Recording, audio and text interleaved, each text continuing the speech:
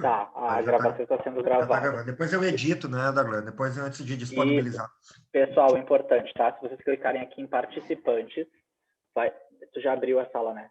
Eu acabei de abrir, então já está, inclusive, já dou boa noite aqui a quem está entrando. A gente acabou de abrir a sala, né? Vamos aguardar aí 2 minutinhos para a gente começar. Vamos tentar ser bem pontual, tá?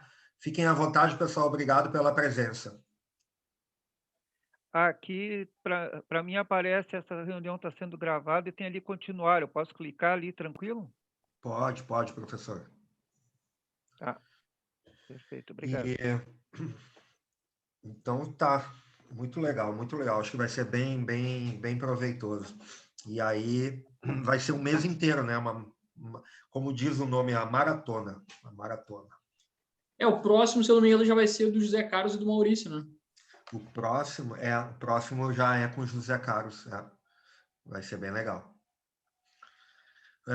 A quem está entrando aqui na sala, muito obrigado pela presença, sejam bem-vindos. A gente está já preparados aqui para iniciar. Só estamos aguardando, então, mais 2 minutinhos e aí eu dou o pontapé inicial aqui, tá? Muito obrigado pela presença.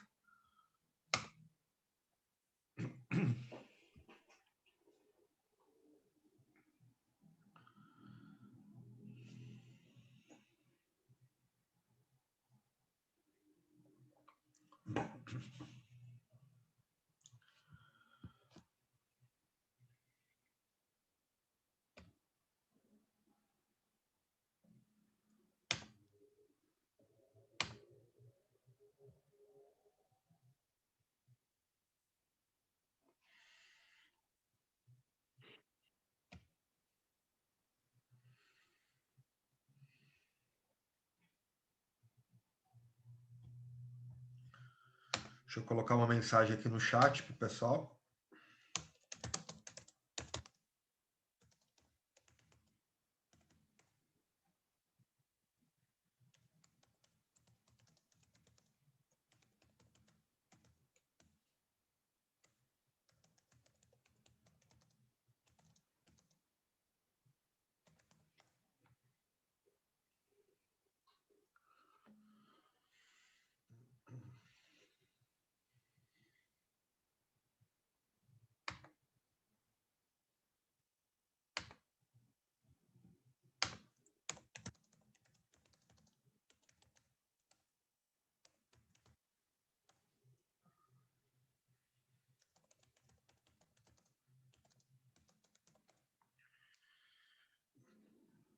Pessoal, bem-vindos, tá?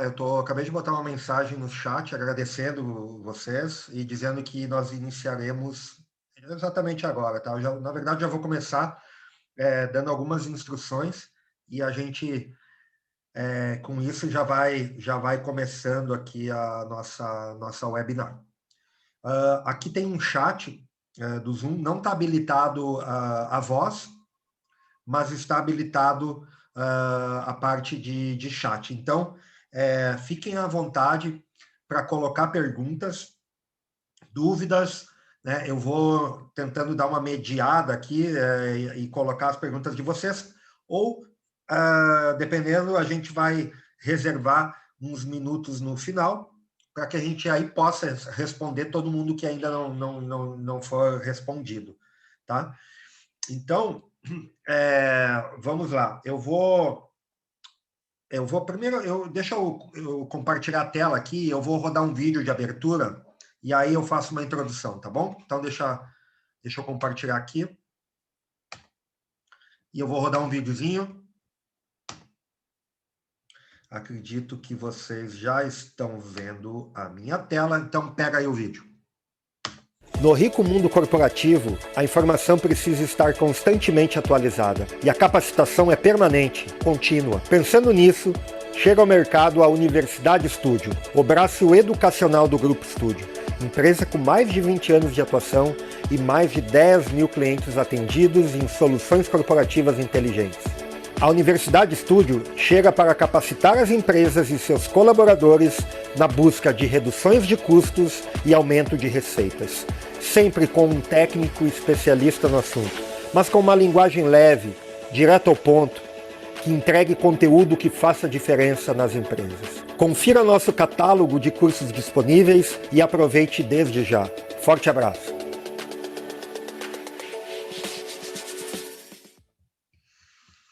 Muito bem, muito boa noite a todos. Eu sou Gustavo Steffens, sou Head da Universidade Studio e a gente está iniciando hoje uma sequência de aulas abertas e gratuitas aqui, né? Vão ser 4 webinars. O nome que a gente deu é Maratona Family Business, Gestão e Empreendedorismo para Empresas Familiares. Essa sequência é uma parceria entre a Universidade Studio, que eu acabei de rodar aí o vídeo introdutório, com a Family Business, né? Uma empresa do Grupo Studio especializado em soluções para empresas familiares. Então, a gente preparou para vocês 4 encontros. Serão 4 quintas, iniciando hoje, dia 1º, com reforma tributária, é o tema, né? Já vou chamar aqui esse tema, mas já quero adiantar, na próxima quinta, dia 8, inclusive vai estar com a presença do nosso presidente do Grupo Studio, o José Carlos Braga Monteiro, e o tema da próxima quinta é os 10 problemas mais comuns das empresas familiares. Ainda haverá um 3º encontro na outra quinta, sempre quinta, né? Dia 15, onde o tema será os sócios ocultos das empresas, o fisco, né, os sucessores, os credores. Muito bem. E o quarto último encontro da maratona vai ser no dia 22, também uma quinta, e o último tema vai ser aspectos do planejamento tributário para holdings. Então, sejam muito bem-vindos, estamos iniciando a primeira aula, então, o primeiro webinar, Reforma Tributária, os efeitos práticos, né? Vai ser uma hora bem interessante, a gente está programando em torno de 1 hora, tá, pessoal? Então, a gente deve ir, não deve passar muito de 1 hora aqui, para a gente tentar ser pontual com todos que se programaram. Estão aqui comigo, e, na verdade, são eles que vão conduzir aqui, eu só estou fazendo a introdução, o professor José Gado. O professor José Gado, ele é bacharel em Ciências Contábeis, é consultor de empresas na área contábil, tributária, societária, é professor, palestrante e perito contábil. Inclusive, o professor José Gado é o condutor de um curso que está tendo uma alta aceitação aqui na Universidade Studio, que é o curso de holding patrimonial. Muito boa noite, professor, tudo bem? Boa noite, Gustavo. É um prazer estar novamente aqui para hoje nós abordarmos esse assunto tão palpitante que é a reforma tributária no tocante à parte do imposto de renda. Muito bem, professor. O prazer é todo meu.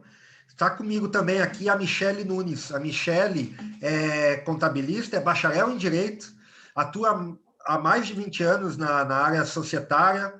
No Grupo Studio, ela atua como protagonista da Family Business. Boa noite, Michele, tudo bem? Boa noite a todos. Seja bem-vinda. Obrigada. E está conosco também aqui o Marcelo Borba. O Marcelo é coordenador tributário e societário. É formado em administração e em empreendedorismo e sucessão, tem um MBA também em gestão fiscal e tributária, atua há mais de 8 anos na área fiscal e há 3 anos também faz parte do Grupo Studio. Marcelo, boa noite, tudo bem? Boa noite, pessoal. Boa noite, Gustavo. Boa noite a todos. Então vai ser um prazer falar um pouco mais sobre a reforma tributária, segunda parte da reforma tributária para vocês, pessoal. Muito bem. Então, Marcelo, eu vou te passar aqui o host para você ter a liberdade, né, caso queira compartilhar conteúdo. Só mais um recado. A gente vai disponibilizar um material em slides dessa aula de hoje. Vai ficar disponível, a gente vai enviar para vocês, tá bom? Então, Marcelo, vou te passar a palavra para tu fazeres a... E eu fico aqui mediando, ficando dando uma olhada aqui em algumas questões e qualquer coisa eu volto a interagir, tá? Um excelente bate-papo aí para vocês. Ok, obrigado.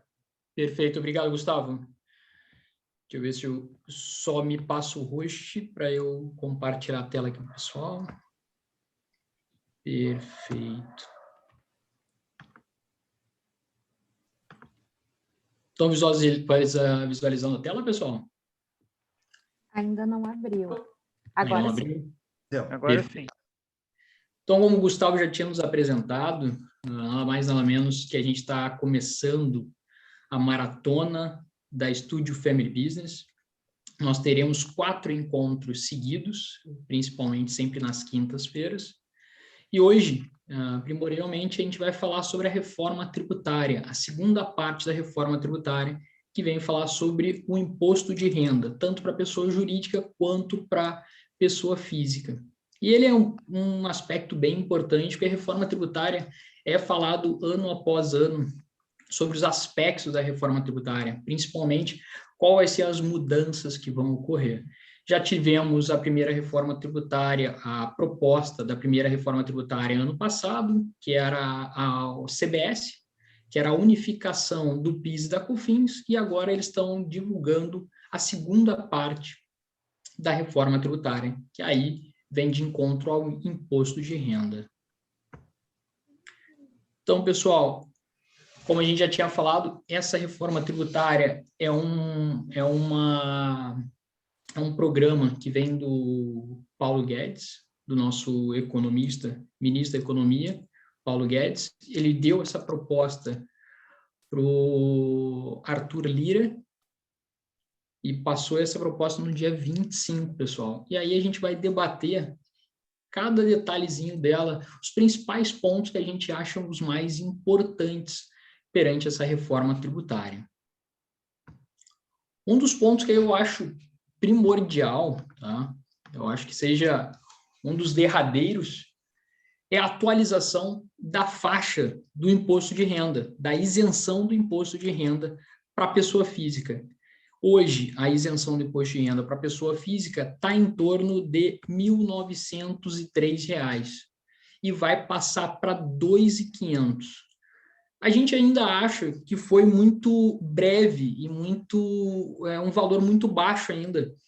Pela atualização do imposto de renda, pela atualização do IPCA nos últimos anos, deveria ser isento uma média de R$ 4.000 o valor da faixa de isenção do imposto de renda, para aí sim valer a pena e dizer que atualizou todo esse IPCA desde o período de atualização, porque, consequentemente, a faixa do imposto de renda atualiza muito baixa, muito pequena essa atualização, e cada ano que passa, muito mais gente está fazendo a declaração de imposto de renda, eles estão arrecadando cada vez mais. Então, essa faixa de isenção para R$ 2.500, no meu ver, ainda pareceu bastante baixa. Professor, tem algum comentário, alguma abreviatura, um complemento, professor? Sim, é que, na verdade, como você disse, né, passaria de 4.000, ela teve um reajuste de 31%, mas a defasagem já passa de 100%, né? Já passa de 100%. Inclusive, a última faixa, que é o dos 27,5%, essa faixa, voltando um pouco na história, ela foi criada em 97 para ser considerada durante um ano. Para ser considerado durante um ano, exclusive, que foi 97. E aí ela se perpetuou, né? Então, nós temos aí o percentual mais alto.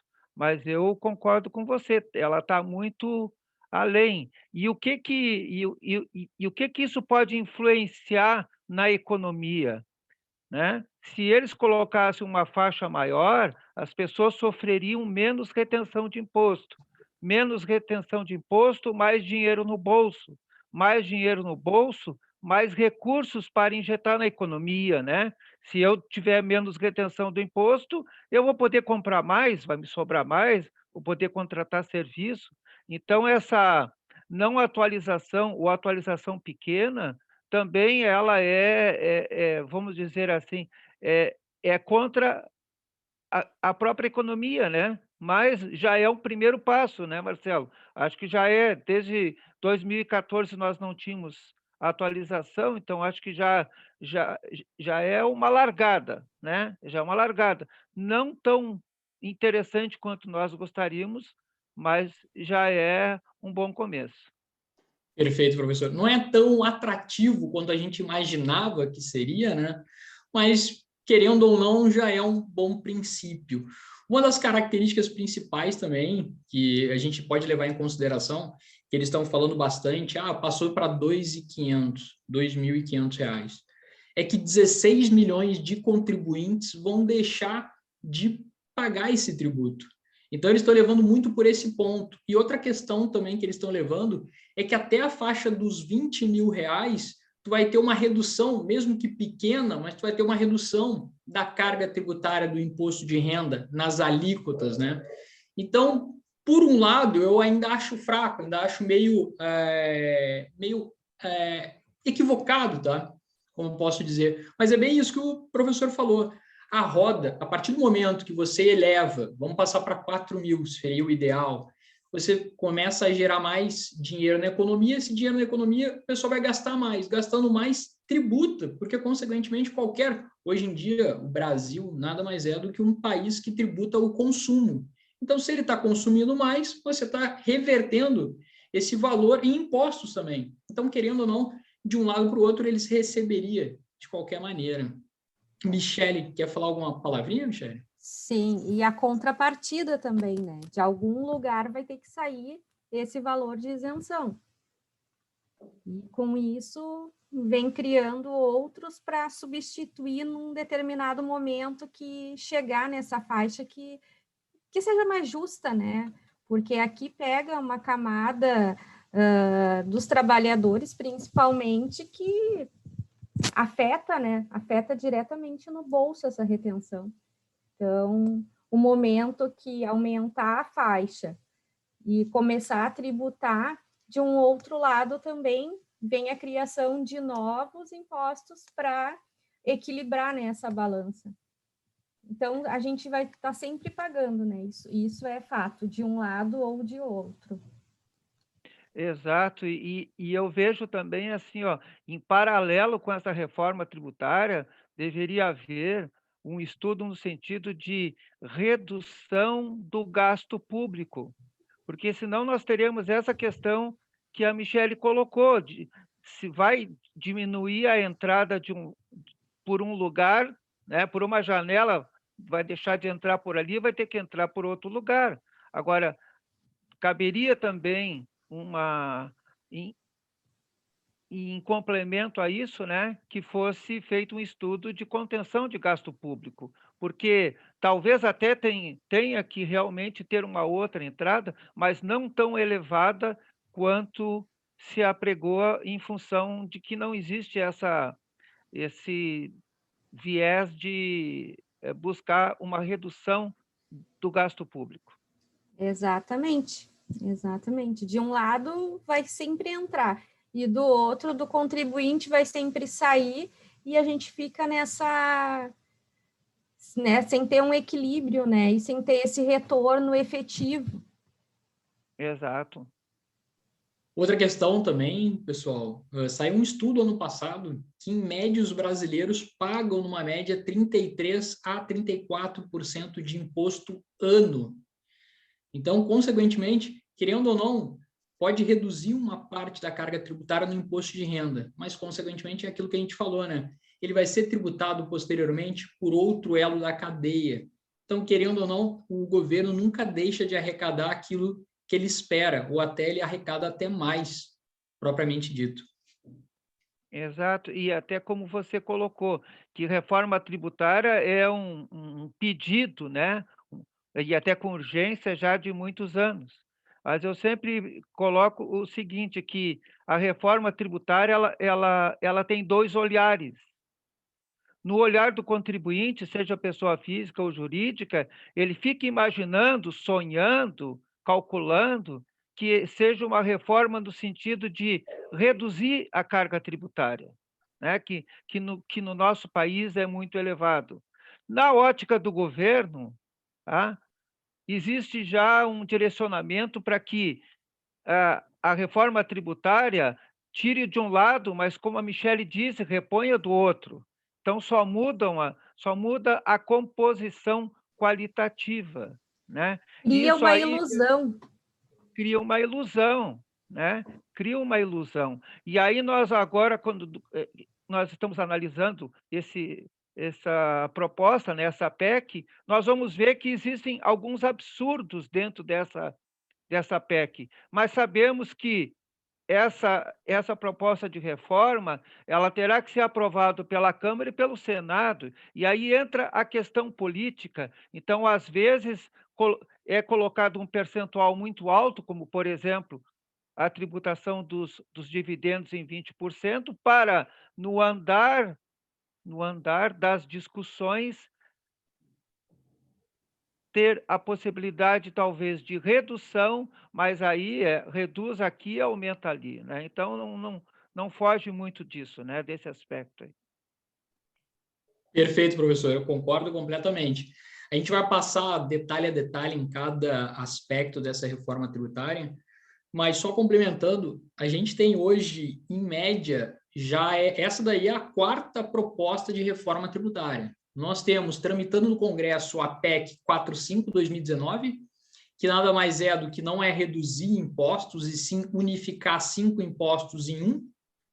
Temos a proposta da PEC 110/2019, que é unificar 9 impostos em um, mais nada de redução. Nós temos a primeira proposta de reforma tributária do Guedes, lá em 2020, que era a CBS, unificação de 2 impostos, que é o PIS e COFINS. E agora, a quarto projeto de reforma tributária do IR. E nenhum, posso dizer assim, que teve redução, efeito de redução de carga tributária. Todos têm, de fato, tira de um lado, complementa em outro, ou os outros, a PEC 45/2019 e a PEC 110/2019, nada mais é do que unificação. Ele vai unir vários impostos em um, ele vai simplificar por um lado, mas ao mesmo tempo não é uma redução de carga tributária. Então, o que o contribuinte esperava, de fato, é que o Brasil hoje é um país que mais tributa, um dos países que mais tem a carga tributária elevada. Todo mundo imaginou que teria uma redução de carga tributária, mas, por outro lado, não é bem isso que a gente está vendo. E um fator, vamos dizer assim, que vem em desagravo, pode-se dizer, as propostas de reforma tributária, né, é no sentido de que do retorno daquilo que é arrecadado. Se nós pegarmos diversos países, nós vamos ver que há países onde a carga tributária é muito e muito maior do que a nossa, que já é elevada. Mas o que ocorre? Existe uma segurança do contribuinte, seja pessoa física ou jurídica, que aquilo que está sendo arrecadado terá a melhor aplicação possível. Outro dia, ainda ali na internet, que na Finlândia, tá? As pessoas procuraram o governo porque elas queriam pagar mais imposto de renda do que elas pagavam. E aí o governo, mas por que vocês querem pagar mais? Não, é que nós queremos colocar mais recursos para que o governo possa fazer melhorias sociais que, de uma forma direta ou indireta, vai ser benéfico para nós. Mas aí há necessidade dessa credibilidade, dessa segurança de que os recursos serão aplicados da melhor maneira possível. Então, esses entraves também, isso também gera uma, vamos dizer assim, uma certa insegurança. E aquilo que as coisas para funcionarem, e eu vejo dessa maneira, elas precisam que as pessoas acreditem que aquilo que está sendo feito é a melhor alternativa, que aquilo que está sendo feito é realmente para melhorar a situação.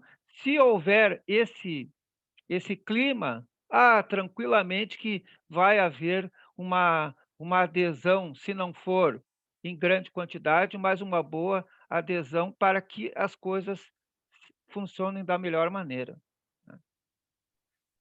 Perfeito, professor. Essa da Finlândia, o que acontece lá, eles têm uma educação de qualidade, uma saúde, os hospitais públicos são de qualidade, então a gente percebe que o dinheiro público está sendo bem empregado. Não é a mesma coisa que nós passamos aqui. E muito diferente é que aqui a gente vê muitos escândalos de corrupção que são, olha, propriamente dito, são o que mancha o nosso país. A gente arrecada muito dinheiro, a gente arrecada mais de 1,5 trilhão só de impostos, mas infelizmente esse valor de impostos não é bem repassado para o contribuinte com prestações de serviços adequadas. Exato. Professor, vamos falar um pouco de desconto simplificado. A gente viu que o desconto simplificado ficou, até agora, antigamente ele era para quase todas as faixas, agora ele ficou com limite no projeto de lei, né? Ele ficou com limite até 40 mil, ele vai ter o desconto simplificado. Para as próximas faixas a mais de 40 mil, será extinto essa parte do desconto simplificado. Ele, na verdade, ele já tinha o limitador, não era assim. A pessoa ganhou 100 mil porque ela utiliza o desconto simplificado quando, se ela somar aquilo que ela pode deduzir, der menos do que os 20%, né? Ela não tem lá para deduzir escola, despesa médica, tem muito pouca coisa, então ela utilizaria os 20%, que já tinha um limitador, né? Ficava em torno de 16 mil, quase 17 mil.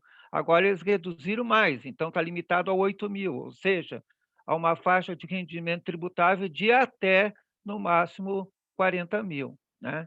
Então, isso é uma previsão de limitação.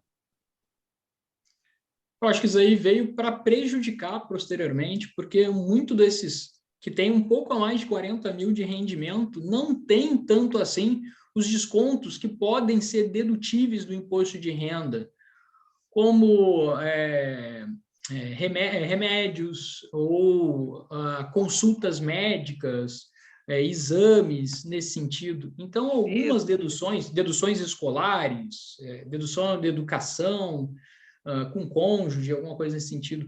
Mas, então, eu acho que ficou meio falho, porque reduziu bastante. Vamos dizer o seguinte, se a proposta diz que de 2.500 para baixo você tem isenção e até 40 mil você vai ter, consequentemente você vai tributar a camada um pouco mais superior. Mas 40 mil ainda acho uma fatia muito baixa para a gente considerar isso, né? Isso, até porque se tu for pegar o valor que pode deduzir como dependente, é irrisório. Né? O valor que tu vai pagar por uma escola ou por uma faculdade é irrisório o valor que você pode deduzir. Né? E tem a despesa médica, dentista, psicólogo, hospital. Né? Mas, por exemplo, existe até um projeto de poder ser deduzido despesa com cuidador, que hoje não é possível. Né? Mas, por exemplo, óculos que eu estou usando, e se tu for observar, a grande maioria da população utiliza, não existe a possibilidade de dedução. Houve uma época no passado que podiam deduzir livros, os escolares, poderia deduzir uniforme escolar, mas tudo isso aí ao longo do tempo foi reduzido. Então, nós vamos ver se, dentro dessas negociações futuras que vão ocorrer, se vai se manter esse limite aí ou se haverá ou não uma ampliação. Às vezes eles colocam assim, ó, aquilo que vai onerar de uma maneira direta o teu bolso, eles colocam um percentual mais alto para depois reduzir um pouco dentro. E aquilo que eles te dão de benefício muito baixo, a ideia depois é, dentro dessa negociação, subir um pouquinho, né? Então, determinadas situações vão descer e outras vão subir, mas é isso aí. Eu acho que desconto simplificado que a gente tem é isso. Perfeito, professor. Eu concordo com o senhor. Nada mais é do que politicagem, né? A proposta nada mais é do que o início, mas ninguém garante que não vai ter algumas modificações no texto dela, né? Sim. Às Quer dar vezes uma ela já é palavrinha? feita prevendo isso, né? Perfeito, perfeito, bem isso. Quer dar uma palavrinha, Michele? Vocês já falaram tudo, né? Mas é bem isso. É aquela ilusão, tu fica iludido achando que agora vai, vou pagar menos, mas na verdade no final não vai. É só trocar 6 por meia dúzia. E em relação ali também ao comentário da Finlândia, né? É o que deveria ser, né? A gente deveria ter uma educação de qualidade para que a população pudesse exercer, né, o seu papel, que é de direito, de cobrar, né, dos nossos governantes que a coisa funcionasse, cobrar aquelas promessas de campanha, mas infelizmente a gente vive em um país em que o percentual de pessoas que conseguiram chegar a uma universidade ainda é muito baixo e tem essa desigualdade que a gente sabe que espera que um dia também ela reduza um pouco, né? Mas tudo é criado, os impostos são retidos, a gente paga um absurdo de uma carga tributária, não tem retorno nenhum. Eu ficaria muito feliz de dizer, eu estou pagando, mas eu tenho educação, eu não preciso colocar minha filha numa escola particular, ela tem uma escola pública, eu não preciso pagar um plano de saúde porque tem saúde pública de qualidade. Então, é a contrapartida que a gente não tem. Paga uma carga alta e não tem a contrapartida. Eu acredito que a maioria da população não ia se importar, porque a gente já paga, já é obrigado a pagar, porque já vem retido, né? De pagar um percentual maior, mas ter segurança, ter saúde, ter educação, ter tudo isso de volta como tem em outros países. Então, por isso que a elevação, eles alegam muito que no Brasil, até determinados tributos, a nossa carga tributária é menor, é a menor do mundo. Sim, é a menor do mundo, mas como que a gente vai comparar o Brasil com um país que oferece tudo que é o exemplo a Finlândia oferece, né? Não tem como.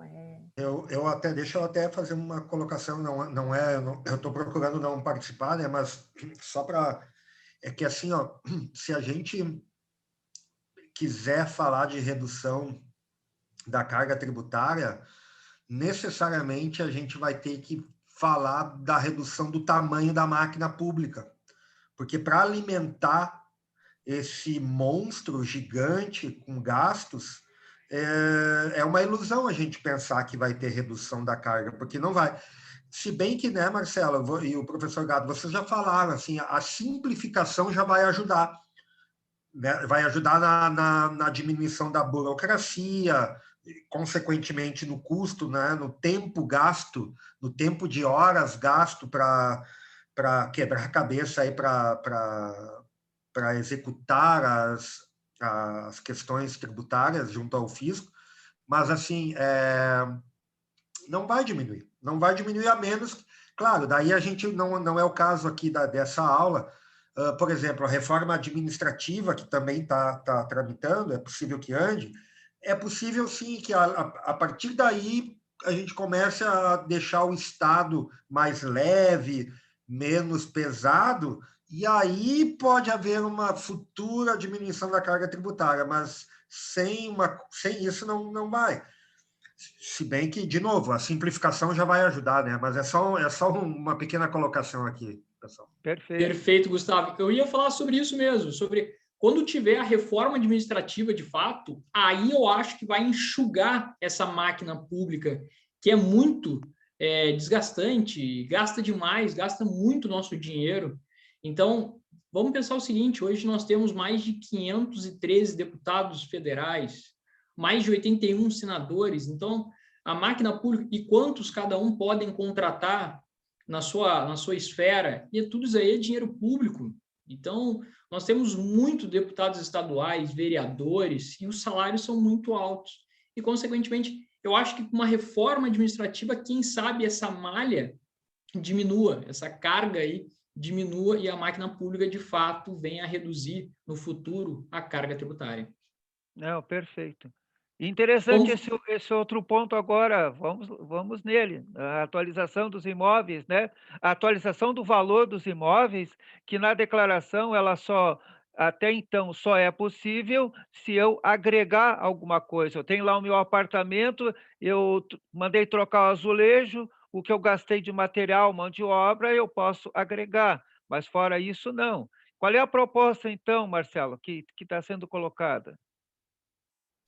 Nada mais é do que você ter, na sua declaração de imposto de renda, você pagar 5% de imposto para majorar o valor daquele imóvel adquirido. Então, exemplo, pessoal, você adquiriu um imóvel por 100 mil, e aí, como o próprio professor falou, você só pode ter variação no teu imposto de renda caso você tenha benfeitorias naquele imóvel, aí sim aquele imóvel ele vai ter uma diferença de valor no teu imposto de renda. Se não tiver isso, consequentemente, no teu imposto de renda, se tu comprou aquele imóvel em 1998, até agora, sem benfeitoria nenhuma, ele vai continuar valendo 100 mil.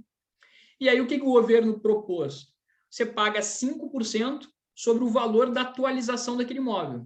Então, exemplo, você tem um imóvel de 100 mil, hoje ele vale 1 milhão, você vai pagar nessa diferença, consequentemente, 5%. Então, essa é uma das propostas. Porque, antigamente, hoje, o que vale é você ter o ganho de capital. Quando você vende um imóvel da pessoa física, você faz também essa diferença. Você vê por quanto você comprou, quanto você vai vender aquele imóvel, e aí, dependendo do valor, tem a tabela progressiva ali do ganho de capital, que vai de 15 a 22,5. Então, a maioria dos casos, você vende e você tem 15% de imposto sobre a diferença. Para que não tenha mais isso, o governo quer propor que você faça a atualização do seu imóvel já na declaração do imposto de renda, pagando 5%. Eu não sei a tua opinião, mas eu coloco interrogações no sentido de que isso deva ser uma avaliação pessoal. Por que eu digo avaliação pessoal? Tá, usando o teu exemplo, eu tenho um imóvel que está na minha declaração por 100 mil. O valor de mercado dele hoje é de 1 milhão. Tem um ganho de capital de 900 mil, que com os 15% daria 90 mais 45, 135 mil de imposto. Ao invés de ser 135, eu teria 5% de 900. Eu pagaria 45, eu anteciparia 45. Muito bem. Fosse essa a única alternativa, não houvesse situações de isenção, eu até poderia pensar nisso. Não, eu acho que o mês que vem, ou daqui a 6 meses, eu vou vender, que isso aí, na verdade, vai ter que ser feito lá no ano que vem, de janeiro até abril. Vai ser naquela declaração do ano base 2021 a ser entregue em 2022, que eu vou ter que fazer essa atualização e pagar os 5%. Mas, por exemplo, hoje, o que é previsto? Se eu tenho um único imóvel na minha declaração nos últimos 5 anos, foi só esse que eu tive, e o valor de venda é de até 440 mil, o ganho é isento. Então, para que eu vou pagar 5%? Outra situação, os bens que eu tenho na minha declaração, eles foram adquiridos anteriores de 88 para trás. Tem reduções de ganho de capital. Também, eu não preciso estar pagando esses 5%. Outra situação, hoje, pela legislação, se eu vendo um imóvel residencial, um ou mais imóveis residenciais, e no prazo de 180 dias, com aquele dinheiro da venda, eu compro um ou mais imóveis residenciais, o ganho é isento. Então, é algo válido, é algo válido. Em vez de 15, pagar 5, como você comentou, né? Mas cada pessoa vai ter que fazer o estudo da sua declaração, do que ela tem ali e o que ela pretende fazer nos próximos meses, nos próximos anos, em relação a esses bens. Mas pode ser uma medida de economia, né, Marcelo? Eu concordo com você. Eu acho que para certos casos é economia, para a maioria dos casos é um gasto extra. Foi mais ou menos esse levantamento que eu tive com essa valorização. Porque, professor, bem isso que você falou. Se eu tenho imóvel lá de 88 para trás, eu vou fazer a declaração do meu imposto de renda e aí, consequentemente, aquele imóvel já vai estar isento com o ganho de capital, porque ao longo do tempo houve a desvalorização e aí aquele ali já é um isento. Ou em casos na qual eu vou vender e aí é menos de 400 mil e é o meu único imóvel, eu não vou pagar, tenho isenção. Então, em alguns momentos, pode-se dizer que está piorando. E para uns casos ou outros, eu acho assim, ó, tu tem um imóvel lá de 2015, meio recente, e teve uma valorização muito alta daquele imóvel naquela tua região, e aí tu quer, por exemplo, não quero comprar o imóvel agora, mas eu quero comprar ou vender o imóvel ano que vem ou daqui a um tempo. Quem sabe eu faço essa atualização e aí quando eu vender já vai estar com preço de mercado. É muito Com específico, entendeu? Então eu acho É que muito pessoal, né? é Isso muito aí, pessoal. isso aí. O que você acha, Michele? É uma análise de caso a caso. Se a gente for pensar que em uma pessoa, né, que já está planejando constituir uma holding patrimonial, e a gente tem aquelas questões, né, da análise do valor do bem do imóvel, ITBI, IR, ganho de capital, tem que analisar, porque os 5% do ganho de capital dessa atualização talvez não valha a pena, se eu vou pagar 3 de TBI apenas. Então, é análise de caso a caso mesmo. Não, talvez para alguma situação valha a pena e para outras não. É. Mas é uma alternativa, com certeza. É uma alternativa. A gente teve, né? Acho que foi nos anos 90 ali, quando teve a mudança da moeda, que foi possível fazer, né, essa atualização. De repente, é uma maneira que agora eles também, o fisco está vendo em arrecadar, porque algumas pessoas podem se sentir que isso vai valer muito a pena, análise de caso a caso, e vão fazer essa atualização. Perfeito. Mais um meio para arrecadar. Perfeito. Eu acho que cada um tem uma particularidade, e isso aí tem que olhar caso a caso e analisar com o seu contador, com o seu consultor, quem for que seja, para ele vai analisar para ver se vai valer a pena ou não vai valer a pena nesse sentido, esse ganho que tu vai pagar de 5% para atualizar o teu imposto de renda. Seria uma antecipação, né? Que tu pagaria depois 15, dentro dos 15 estaria os 5, mas tu está antecipando para ter um desconto depois. Mas Perfeito. Interessante. Esse é polêmico, né, professor? Lucros e dividendos. Esse daqui é complicado. Vamos lá, pessoal. O que o governo quer fazer com essa proposta? Esse aqui eu acho que foi uma das questões mais polêmicas dessa reforma tributária, que nada mais é do que a distribuição dos lucros ser tributado em 20%. Então, para micros e pequenas empresas, tem um limite de 240 mil ano, ou 20 mil mês, na qual você não vai tributar 20%.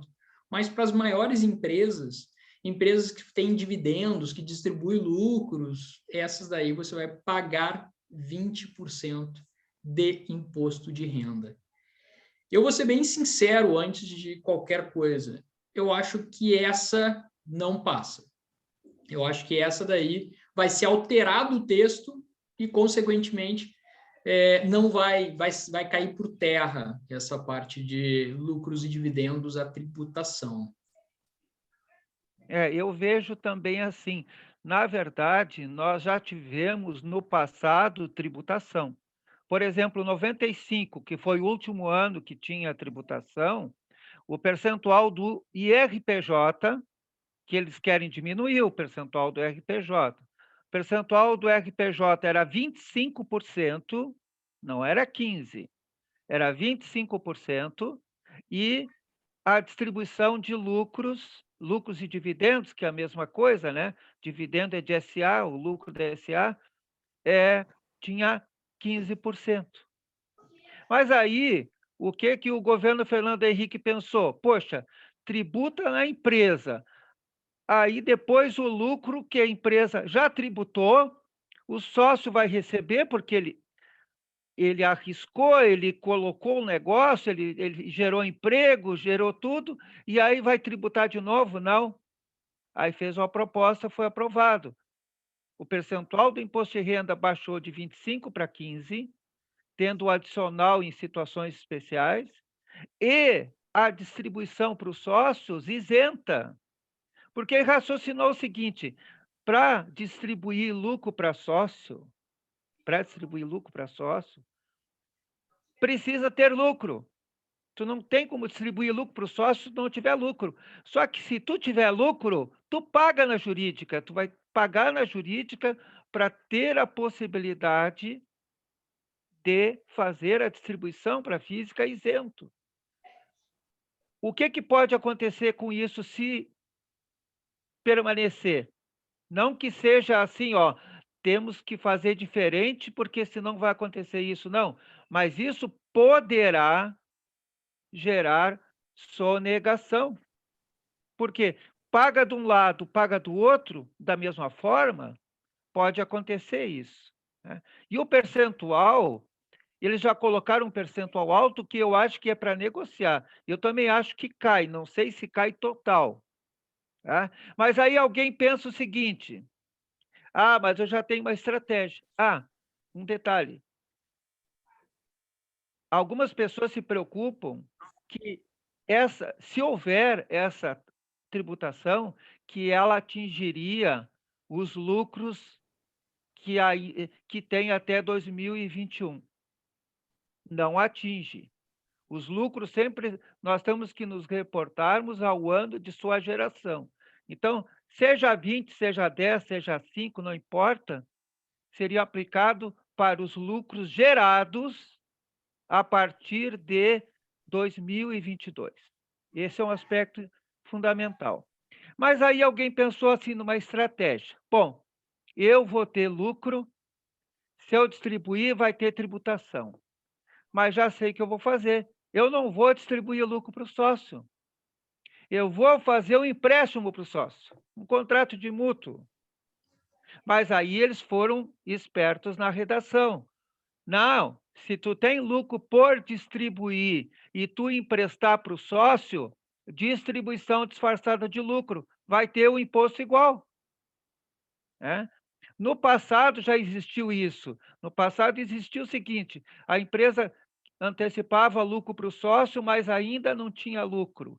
Então ela fazia um contrato de mútuo, mas no momento em que entrasse o lucro, que gerasse o lucro, tinha que considerar pago o empréstimo e a retirada do lucro para ter a tributação. Então, ele já houve esse cerceamento aí. Então, se alguém pensava, não interessa se aprovarem os 20%, a minha conta de lucros acumulados vai ficar aumentando todo ano, e eu não vou distribuir, não vou ter tributação, não vou distribuir, vou emprestar dinheiro para o sócio. Emprestou, é a mesma coisa que tivesse retirado os lucros, vai ter a tributação, né? Distribuição de lucros disfarçada, né, professor? É, distribuição disfarçada de lucros, exatamente, né? Até nessa questão do simples que você falou, que é 20 mil por mês, né, que daria os 240 do ano. Então, se a pessoa recebe lucros de mais de uma empresa do Simples, recebeu 20 de uma e 20 de outra, o limite é 20, os outros 20 ela vai ter que pagar imposto. E esse imposto, ele é tributação exclusiva, que quer dizer o quê?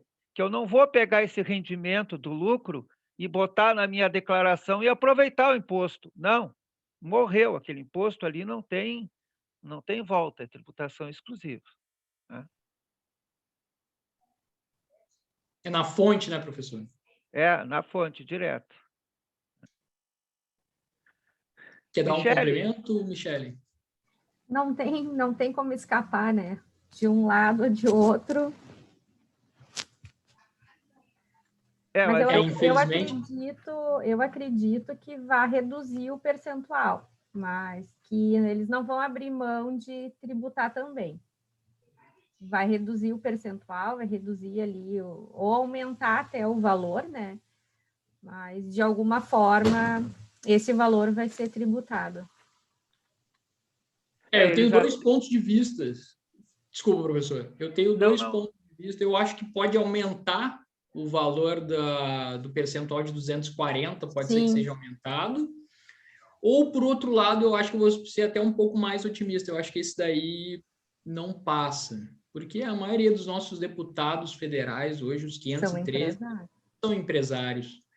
Então, ele mesmo vai tentar tirar dinheiro dele. Eu não sei se essa aprova. Mas vamos esperar para ver, né, pessoal?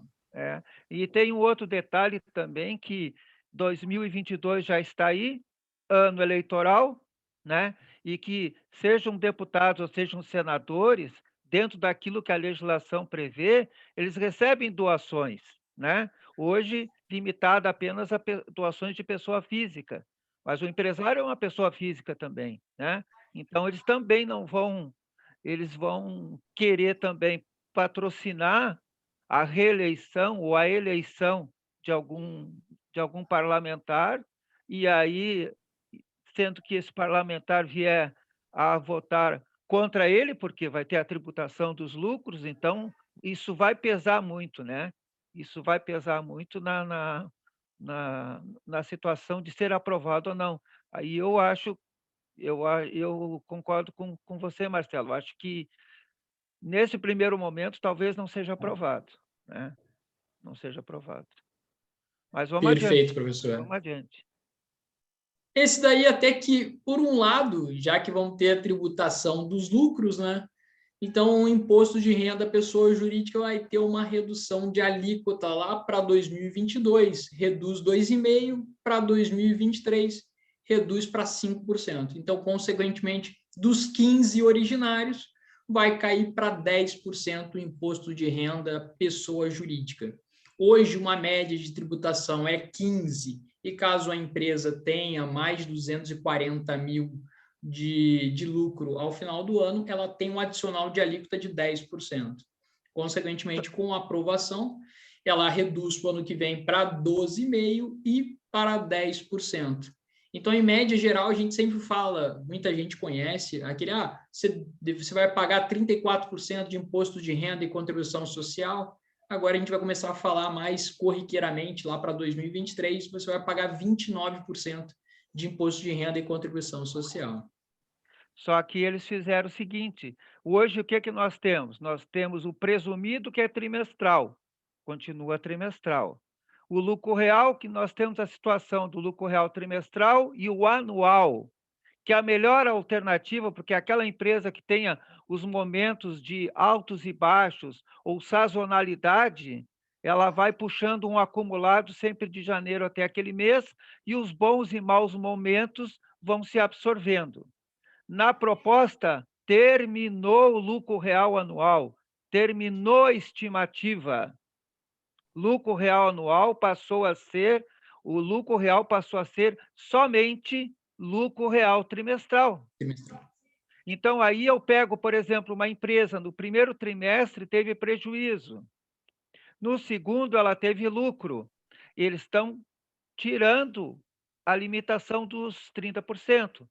Mas, mesmo assim, tirando a limitação dos 30%, aquela empresa que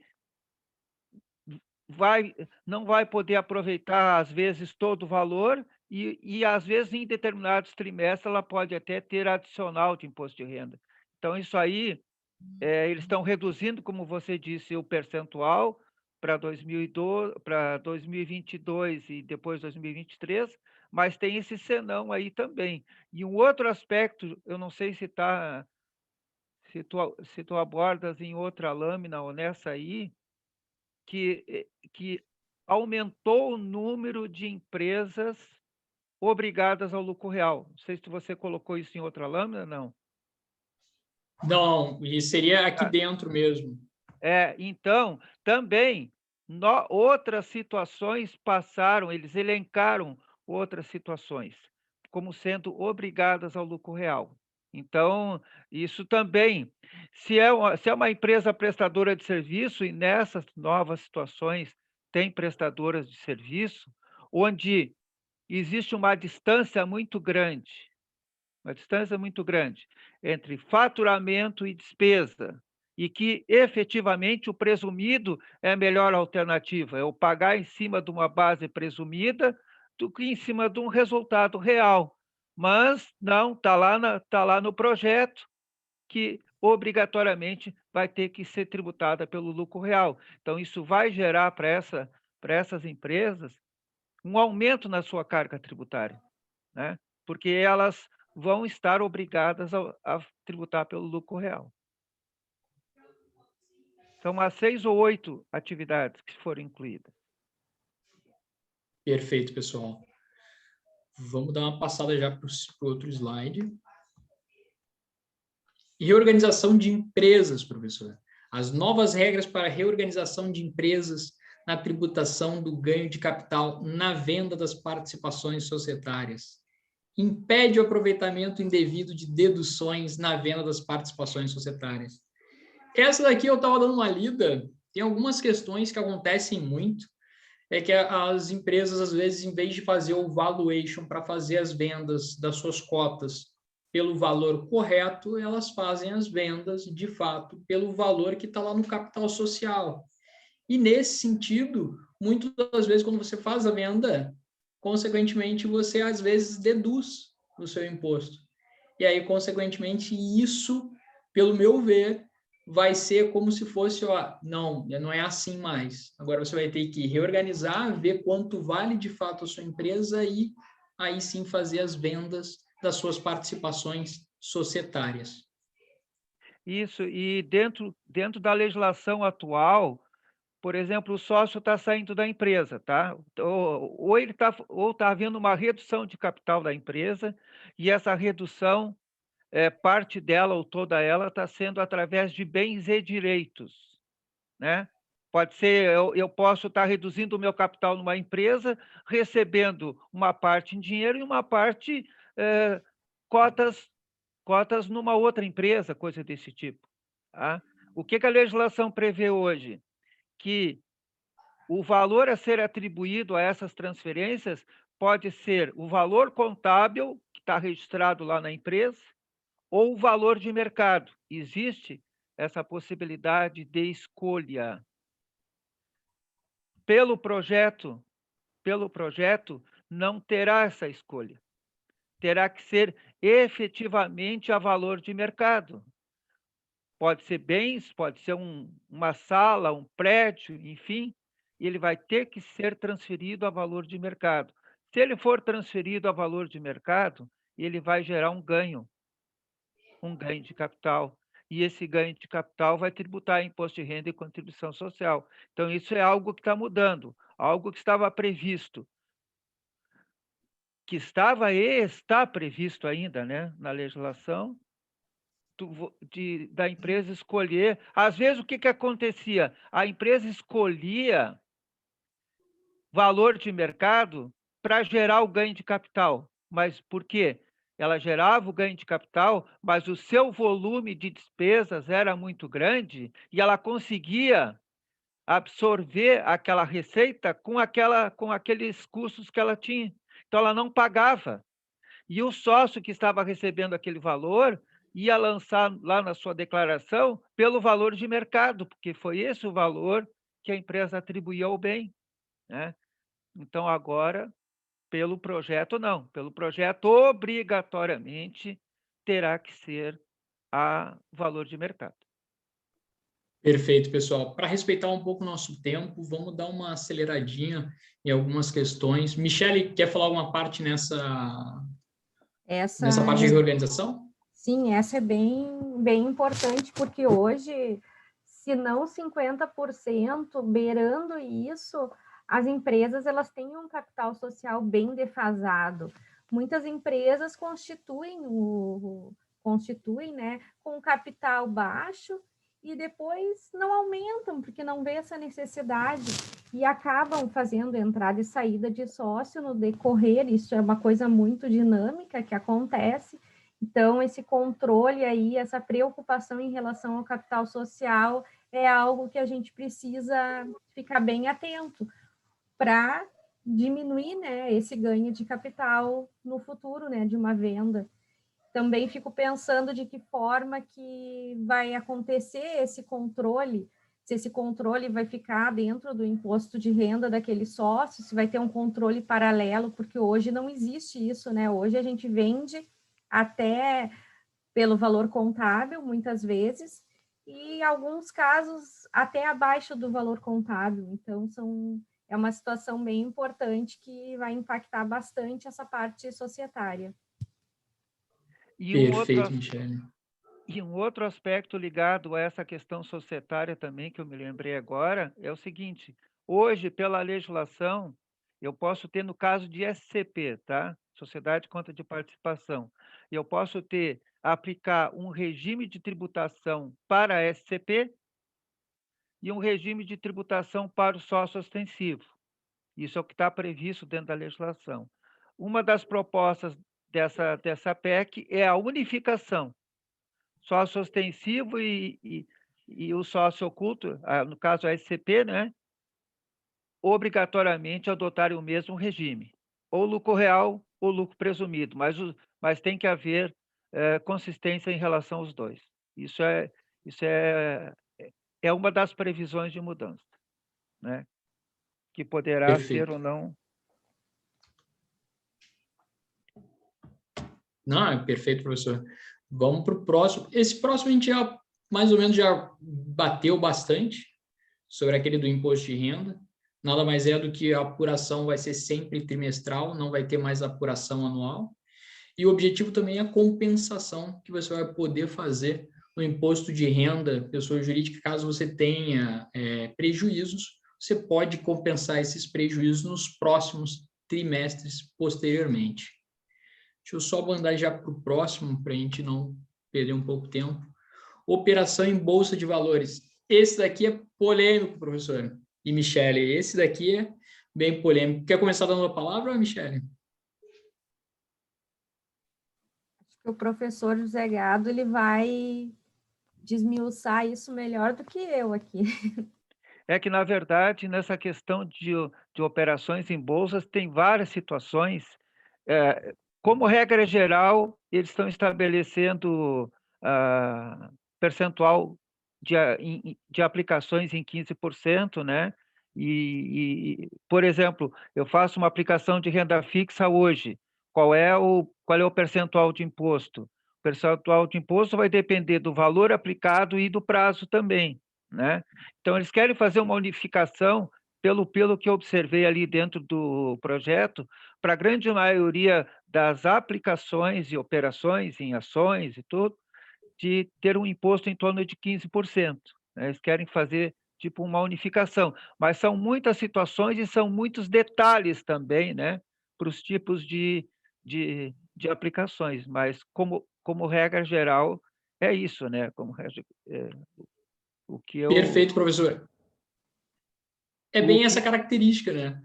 Hoje a gente tem alguns tipos de títulos, alguns tipos de fundo, você tem aquela escalabilidade de tributação. Quanto menos tempo você deixa, mais imposto você paga. Quanto mais tempo você deixa, menos imposto você paga. Então, agora querem deixar tudo mais ou menos em 15% no geral, a maioria de quem faz aplicações na bolsa, principalmente quem faz day trade, que paga 20%, cai para 15% agora. Vamos para o próximo. Pode falar, professor. Não, mas vamos terminar esses aí, e aí eu falo sobre um assunto que eu não comentei. Vamos essas questões eu achei interessante pelo seguinte: quem faz aplicação hoje em Tesouro Direto, CDB, multimercados, entre outros, tem aquela tabela progressiva do imposto de renda. Como eu já tinha falado anteriormente, quem deixa menos tempo paga mais imposto, porque aquele dinheiro ele já tem que ser resgatável o quanto antes. Então, até 180 dias você paga 22,5, até 181 dias, quase um ano, você paga 20%, Quem deixa até 2 anos paga 17,5%, e quem deixa mais de 2 anos, aí paga os 15%. Qual é a diferença com o projeto atual, tá, pessoal? A diferença é que agora vai ser tabela única, vai ser 15%, independente do tempo que você deixar aplicado aquele valor. Essa aqui eu acho que veio até para dar amenizada no quem, de fato, faz essas operações. Eu acho que foi até uma vantagem, independente se vai deixar pouco tempo ou muito tempo. Porque a questão de tu deixar muito tempo, pouco tempo aplicado, vai depender também do teu relacionamento com o teu gerente de conta, né? No banco. Então, talvez eles quisessem dar um tratamento uniforme, seja tu vai fazer neste banco, naquele outro, vai ser os 15%. Pela legislação atual, o gerente te convence a deixar mais tempo, aí tu vai ter um percentual menor. Então, talvez a ideia dele seja essa, é de unificação de percentual, né? Talvez até para controle seja melhor assim também, né? E sobre os fundos de investimentos imobiliários que hoje estão tributando, hoje não tributam, né? Hoje são isentos, e vai ter a tributação, pessoal. O que está achando, professor? Eu acho que vai ser algo a ser discutido também. Eu não sei se vai passar com esse texto, né? Eu acho que esse daí, ainda, como ele está na mesma minúcia dos demais, dos anteriores, que todos vão estar equilizados em 15%, eu acho que esses daí, ele perde, de fato, a isenção e cai para uma possível carga tributária de 15%, como os demais. Mas eu acho que ali a distribuição de lucros, eu acho que cai por terra, pessoal. Tem alguma palavrinha, Michele?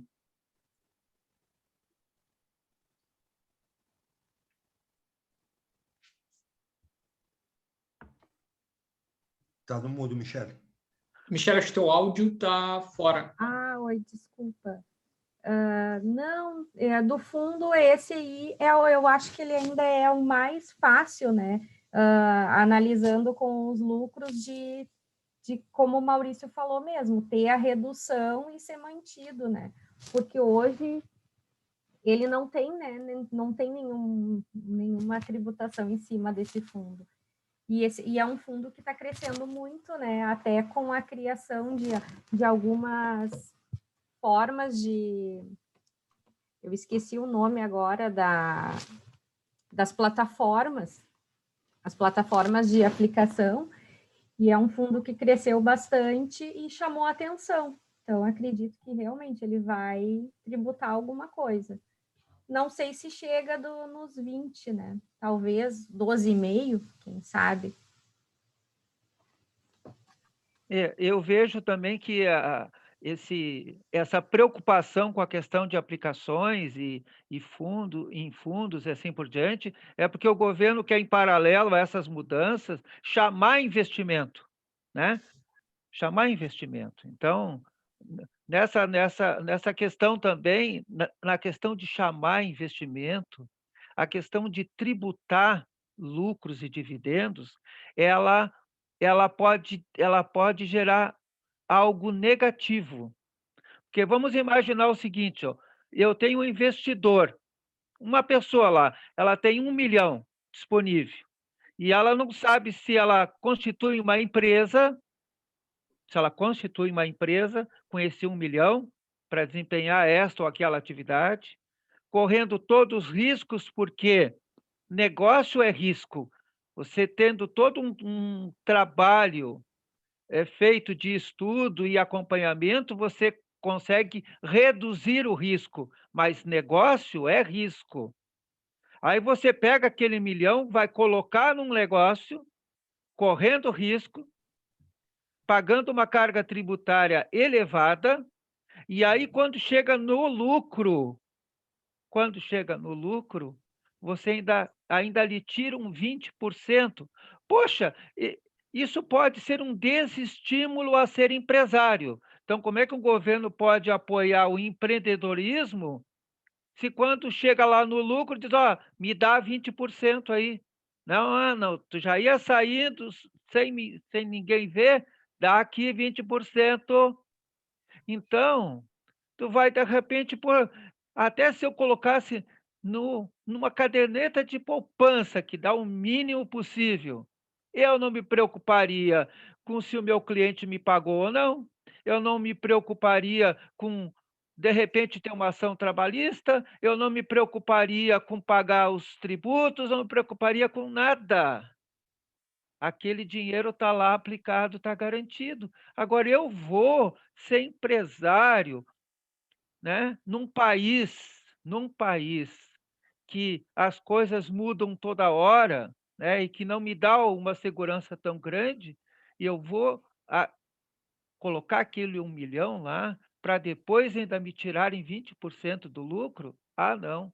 Então, eu vejo esse outro aspecto aí na questão do lucro, a questão do desestímulo, que nem eu vejo o seguinte, tá? A questão de imposto sobre fortuna. Eu nasci pobre, continuo pobre, mas eu sou contra. Aí é uma opinião minha pessoal. Aqui eu não tô falando como grupo estúdio, estou falando uma opinião minha. Sou contra, porque uma, duas, três, 4 gerações trabalhando, pagando todos os impostos, acumularam valores, bens. E aí, daqui a pouco, elas vão ter que pagar também um imposto sobre o que elas acumularam e já pagaram. Isso é um desestímulo a tu ser empreendedor. Não, eu vou trabalhar, vou arranjar um emprego lá onde eu fique num cantinho quietinho, se eu sair dali, vou para o outro. Para que eu vou querer crescer, acumular valores para melhorar para a família, se o governo vai me tomar? Para que eu Professor, vou ser empresário? Não é verdade? eu acho que com esse arremate aí, a gente bateu já uma hora e pouquinho aqui de live, né? Com esse arremate aí, professor, eu acho que tu deu o tom do negócio. Concordo plenamente com isso. Mas eu acho que vocês aqui na análise que fizeram nessa 1 hora, tocando nos pontos, inclusive o texto foi enviado semana passada e vocês já estão aqui analisando, né? Vocês já deram o tom de, olha, eu acho que isso aqui não passa, isso aqui acho que passa, isso aqui acho que deve ser alterado. Né? A gente está ainda na fase de aguardar, a gente depende do Congresso, como o Marcelo já falou, né? Tanto a Câmara dos Deputados quanto do Senado, mas eu acho que o tom é esse aí mesmo, professor. Tem que cuidar para não desestimular, né? A ideia é que vá ter uma simplificação, mas como vocês já cantaram a pedra no início, não tenham ilusão que não vai ter redução. Né? Eu não sei se vocês querem, Marcelo, de repente quer fazer só um fechamento ou alguma coisa assim, para a gente já ir se encaminhando para o final. Perfeito. Queria mais ou menos dar um resumo geral. A gente acabamos de analisar toda a parte do projeto de reforma tributária do imposto de renda. Nós percebemos que para imposto de renda pessoa física teve uma parte aumento da isenção, teve alguns benefícios, como a gente pode dizer, a atualização do imóvel, de fato, no imposto de renda. Mas, pessoal, vamos ser bem sinceros, são muito limitantes e não chegou a nós, de fato, contribuintes, a ser uma reforma tributária vantajosa, como a gente pode se dizer. Eu acho que ela vem ajudar para um lado, mas prejudicar para um outro. Só dar um exemplo bem principal, que eu acho que é um dos pontos de análise para essa reforma, nada mais é do que a distribuição de lucros. Isso já aconteceu num país vizinho ao nosso, aqui a Argentina, e não foi muito bem plausível por lá. Então, pessoal, eu queria só deixar esse breve comentário, passar a palavra, quem sabe, para a Michele e para o José Gado, professor, para dar um breve relato também sobre um pouco sobre essa reforma tributária. Pode falar, Michele, depois eu falo.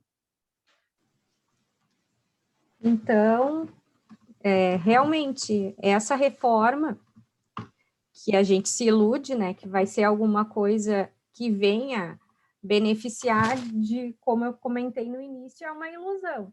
É uma ilusão no sentido de, por um lado, o contribuinte pessoa física que é tributado no imposto de renda vai ficar feliz que talvez a faixa dele ela vai ser isenta, mas, por outro lado, as empresas, quem gera economia, quem gera o emprego, vai ser tributado.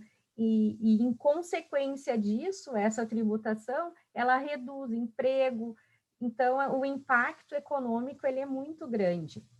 Então, a gente espera mesmo que não se tribute o lucro para incentivar novas empresas, incentivar investimentos, até mesmo em relação às startups, que a gente sabe que tem os investidores, e até em relação ao que o professor falou, que agora o ostensivo, o socioculto, a mesma tributação. Então, isso aí é desestimular a economia, porque hoje, quem está iniciando numa startup, a gente sabe que a empresa é do Simples Nacional, que tem um investidor ali, né, dando aquele pontapé inicial. Então, o impacto é muito grande. Então, eu espero, né, que os nosso Congresso, nossos senadores, nossos deputados, eles revejam isso para simplificar e continuar crescendo, né, a economia, porque a gente precisa de mais emprego, de mais empresas aí, e que gere lucro e que gere riqueza para todo mundo. Então, são essas minhas considerações. Eu agradeço também a todos que assistiram, que estão aí acompanhando, e uma boa noite. Perfeito, Michele.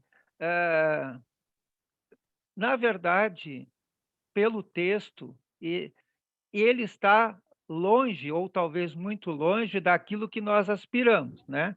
Com certeza. Isso aí é praticamente uma unanimidade que o texto não é aquele que nós gostaríamos de ter lido. Mas nós também sabemos que precisa ser feito alguma coisa. Precisa ser feito alguma coisa. Eu não sei se a comparação é válida, mas a reforma tributária, eu faço um comparativo com uma casa que foi construída há 40 anos e nunca foi pintada. Teve a pintura original dela, depois não foi pintada mais, as telhas não foram trocadas, a calha não foi trocada, tem muita coisa. E aí eu quero, de uma vez só, eu quero fazer tudo que eu não fiz durante esses 40 anos. Eu não vou conseguir, as coisas não vão funcionar, vai ficar coisa errada, vai ficar vazamento, vai ficar uma parte sem pintar, enfim, vai ter uma série de coisas. Então, mesmo não sendo da forma que a gente gostaria, né, esperamos que alguma coisa venha a ser feito. E reforma, na minha avaliação, assim como uma reforma de uma casa, ela não fez uma vez para não fazer nunca mais, não. E eu acho que nesse primeiro momento, por isso até que, na minha opinião, a primeira fase, que foi a aprovação, o projeto de fusão do PIS e da COFINS, eu achei válido, porque o Brasil é um dos países que tem mais tributos e contribuições. Quer juntar tudo isso aí de uma vez só, não dá certo. Então, vai aos poucos, indo aos poucos. Então, é a reforma possível, né, professor? isso, dentro, claro, vai ter aquelas coisas, ó, não, a reforma administrativa foi a meia boca, ou não sei o quê. Tá, mas vamos lá, vamos com o que nós temos, vamos indo e Perfeito. Continuamos lutando, né? Perfeito. Então isso aí é o que eu quero dizer, e só complementar uma informação que eu tinha esquecido de comentar aqui, rapidinho. Em decorrência de que há previsão de imposto sobre lucros e dividendos, aquela prerrogativa das empresas do simples e do presumido de não fazerem contabilidade para mostrar para a Receita vai cair. Com esse projeto vai cair. Por quê? Porque a Receita quer escrituração para ver o lucro e, em decorrência do lucro, qual é o imposto de renda. Muito obrigado pela possibilidade de participação, obrigado pela presença de todos, obrigado e parabéns por quem organizou e está organizando esse e os outros eventos, né? Muito obrigado, professor. Obrigado a Obrigado, todos. Marcelo. Obrigado, Michele. Só para tem uma questãozinha aqui que eu quero, duas, na verdade. Uma, acabei de botar o link aqui, pessoal, no chat, para que vocês vejam, visitem, deem uma olhada lá na grade curricular do curso de Holding Patrimonial e Planejamento Sucessório, ministrado pelo nosso querido professor José Gado, que está aqui com vocês hoje. Então, coloquei o link aqui no chat para quem tiver interesse. E a última mesmo, só para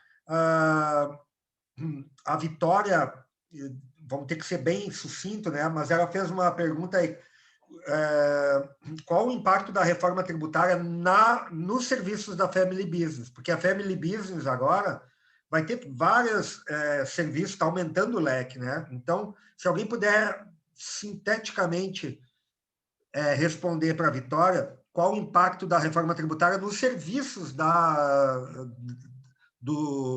empresa Family Business do Grupo Estúdio. Perfeito. Boa noite, Vitória, tudo bom?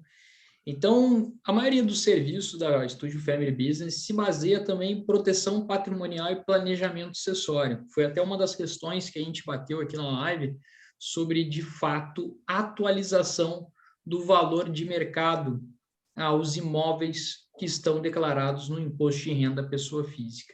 A Michele falou muito bem naquele momento e, consequentemente, a gente tem que analisar e ver, de fato, se vale a pena você pagar esse adicional dessa tributação de 5% pelo projeto ou, de fato, a gente pode fazer uma organização societária na qual a gente integralize pelo valor pelo valor escriturado o imóvel e, consequentemente, o valor de TBI, que é o imposto de transferência entre vivos, imposto municipal, a gente paga, que é de 2% a 3%, é mais baixo.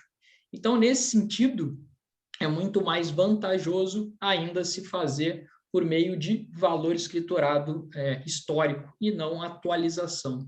Então, não vai ter muita diferença para alguns sentidos. Para outros, quem sabe pode ter algumas diferenças para caso uma reforma tributária nesse sentido, pode, de fato, ocorrer uma revisão fiscal, ela pode ter algumas diferenças. Mas na parte da Estúdio Family Business, na parte de proteção patrimonial, não tem tanta interferência assim. Perfeito? E um outro aspecto, só para... Pode falar. Inclusive, nós temos uma live específica para falar sobre os impostos incidentes, né, no planejamento, essas mudanças que a gente sabe que está acontecendo em relação ao IPCMD, tem várias propostas aí rolando, então a gente aguarda vocês, né, espera nessa live que vai estar bem legal, vai abordar esses temas bem sobre holding, planejamento, proteção patrimonial. Legal, Michele. Inclusive, eu coloquei aqui que aguardo todos vocês na próxima quinta, 7h30 da noite, onde a gente vai dar sequência no segundo encontro da Maratona Family Business. Né? Então, professor, acho que queria falar alguma coisa, senão eu já estou dando boa noite. É só dizer que o que for aprovado tem tributação de dividendos ou não tem, o percentual, se vai ter, enfim, isso vai valer só a partir de 1º de janeiro de 2022. E aí, conforme o que seja decidido, nós temos, a Estúdio tem, e está à disposição, 6 meses para analisar a situação e, em relação a cada cliente, buscar alternativas para aquilo que possa ser feito dentro do ano de 2021, que venha trazer economia para os seus clientes. Né? Então, nós ainda teremos 6 meses para trabalhar. Excelente ponto, muito bom. Pessoal, agora sim, então, muito obrigado a todos. Aguardo vocês quinta que vem, dia 8, 19h30. Forte abraço. Tchau, tchau, pessoal. Tchau, tchau. Obrigado.